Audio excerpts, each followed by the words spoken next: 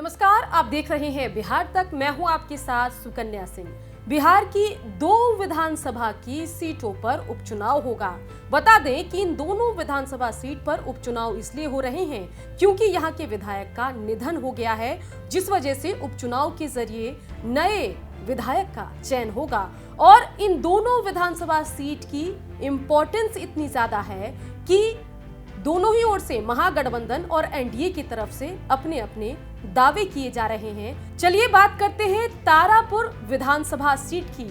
ये विधानसभा सीट नीतीश कुमार के लिए अग्नि परीक्षा मानी जा रही है, क्योंकि यहाँ पर पिछले 3 विधानसभा की चुनाव में जेडीयू ने जीत दर्ज की है। 2010, 2015 और 2020 में जेडीयू ने यहाँ से जीत दर्ज की है। 2020 के विधानसभा चुनाव में नीतीश कुमार और जेडीयू का प्रदर्शन बेहद खराब रहा था और 43 सीटों पर सिमट गई थी जेडीयू। और ऐसे में अगर उपचुनाव में जेडीयू अपनी जीती हुई सीट नहीं बचा पाती तो जेडीयू आगे चलकर और कमजोर होगी। और इस सीट पर जीत दर्ज करने के लिए नीतीश कुमार ने अपनी ताकत झोंक दी है। सिर्फ नीतीश कुमार ही नहीं, तारापुर विधानसभा सीट पर तेजस्वी यादव ने भी अपनी दावेदारी ठोक दी है और कहा है कि ये सीट तो आरजेडी जीतने वाली है। बता दें कि तारापुर विधानसभा सीट पर आरजेडी और एनडीए के उम्मीदवार के बीच में करीबी मुकाबला रहा है। और ऐसे में अगर तेजस्वी यादव की बात की जाए तो तेजस्वी यादव यहाँ पर इस बार के उपचुनाव में जीत दर्ज करना चाहते हैं। अगर तेजस्वी यादव जीतेंगे तो फिर आरजेडी के विधायकों की संख्या बढ़ जाएगी और इससे एनडीए और महागठबंधन में विधायकों की संख्या का जो अंतर है वो भी कम हो जाएगा। चलिए तारापुर विधानसभा सीट के बारे में कुछ जानकारी आपको देते हैं। मुंगेर जिले में आती है तारापुर विधानसभा सीट, साथ ही जमुई संसदीय क्षेत्र के अंतर्गत आती है तारापुर विधानसभा सीट और इस सीट को जेडीयू का गढ़ माना जाता है। जेडीयू के विधायक मेवालाल चौधरी के निधन के बाद ये सीट जो है वो खाली हुई है। चलिए अब आपको बताते हैं कि तारापुर विधानसभा सीट पर अब तक कौन सी पार्टी ने पिछले कुछ चुनावों में जीत दर्ज की है। 2020 में जेडीयू की तरफ से मेवालाल चौधरी जीते, 2015 में जेडीयू के मेवालाल चौधरी जीते, 2010 में जेडीयू की तरफ से नीता चौधरी जीती, 2005 में आरजेडी के शकुनी चौधरी जीते और 2000 के विधानसभा चुनाव में भी आरजेडी की तरफ से शकुनी चौधरी ने जीत दर्ज की।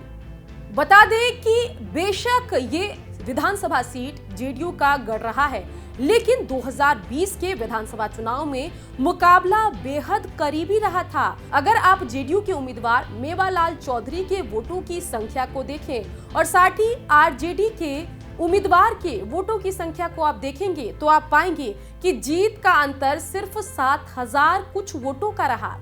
2020 के विधानसभा चुनाव में तारापुर विधानसभा सीट पर कांटे का मुकाबला देखने को मिला था। जेडीयू के मेवालाल चौधरी को जहां 64,468 वोट मिले थे, वहीं आरजेडी के दिव्य प्रकाश को 57,243 वोट मिले थे और वोट का अंतर 7,225 का था। 2015 के विधानसभा चुनाव की अगर बात की जाए तो इस बार भी मुकाबला करीबी था और 11,000 वोटों के अंतर की वजह से मेवालाल चौधरी ने 2015 में जीत दर्ज की थी। मतलब ये है कि लगातार आरजेडी का प्रदर्शन बेहतर होता जा रहा है तारापुर विधानसभा सीट पर और ये जो सिग्नल है वो जेडीयू के लिए ठीक नहीं है।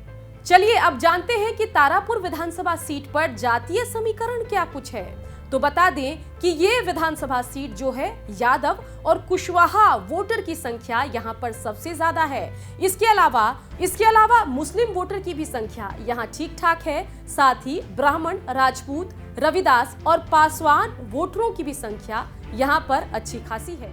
एससी आबादी 15% के आसपास और एसटी आबादी 2% के आसपास है। अगर मतदाता के दिलचस्पी की बात की जाए तो यहाँ पर मतदाता विधानसभा के चुनाव में हिस्सा लेते हैं। और अगर मतों के प्रतिशत की बात की जाए, 2020 में 55% मतदाताओं ने अपने मताधिकार का प्रयोग किया था। वहीं 2010 में 52% मतदाताओं ने अपने मताधिकार का प्रयोग किया था। 1985 के चुनाव की बात की जाए तो इस वक्त हमने देखा था कि 72% मतदाताओं ने अपने मताधिकार का प्रयोग किया था। उम्मीद है कि तारापुर विधानसभा सीट के बारे में आपको पूरी जानकारी मिल गई होगी और आप समझ रहे होंगे कि आखिर तारापुर विधानसभा सीट नीतीश कुमार के लिए अग्नि परीक्षा क्यों बनी हुई है। और साथ ही आप ये भी समझ गए होंगे कि क्यों तेजस्वी यादव ये दावा कर रहे हैं कि इस बार तो जीत आरजेडी की होगी। चलिए देखते हैं कि जब चुनाव होंगे तो आखिर नीतीश कुमार यहां पर अपना प्रदर्शन दोहराते हैं या तेजस्वी यादव यहां से जीत दर्ज करते हैं। बिहार की खबरों के लिए आप देखते रहिए बिहार तक।